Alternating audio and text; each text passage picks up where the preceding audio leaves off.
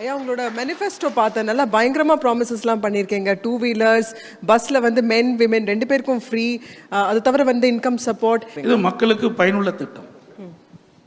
இன்றைக்கு ஏழை மக்கள் தினந்தோறும் வேலைக்கு சென்று வருகிறார்கள். அந்த மக்களுக்கு கட்டணமில்லா பேருந்து வசதி செய்து கொடுத்தால் வசதியாக இருக்கின்ற கோரிக்கை வைத்தால் அந்த கோரிக்கை நாங்கள் நிறைவேற்றி தந்திருக்கின்றோம்.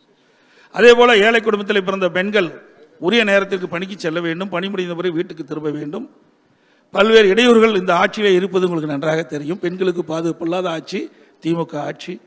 அதனால் அவர்கள் பாதுகாப்பாக பணிக்கு செல்வதற்கும் பணி முடிந்த பிறகு வீடு திரும்புவதற்கும் அம்மா இருசக்கர வாகனம் ஏற்கனவே அறிவிக்கப்பட்டது. திமுக ஆட்சி கைவிடப்பட்டது. மீண்டும் அதிமுக ஆட்சி மலரப் போகிறது. மலர்கின்ற பொழுது சுமார் 5 லட்சம் மகளிர்களுக்கு அம்மா இருசக்கர வாகனம் மானிய விலையிலே வழங்கப்படும் என்று அறிவித்தோம். ஒவ்வொரு அம்மா இருசக்கர வாகனம் வாங்குவதற்கும் 25,000 ரூபாய் மானியம் அளிக்கப்படும் என்ற அறிவிப்பையும் கொடுத்திருக்கின்றோம்.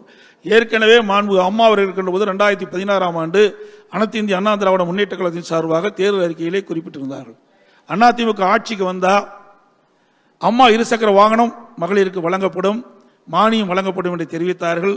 அம்மா மறைவுக்கு பிறகு அம்மாவுடைய அரசு அதை செயல்படுத்தி சுமார் 2,85,000 மகளிருக்கு அம்மா இருசக்கரம் வாகனம் நாங்கள் வாங்கி கொடுத்தோம். அந்த திட்டத்தை மீண்டும் நாங்கள் அறிவித்திருக்கின்றோம். மகளிர் இடத்திலே இது மிகப்பெரிய வரவேற்பை பெற்றிருக்கின்றோம்.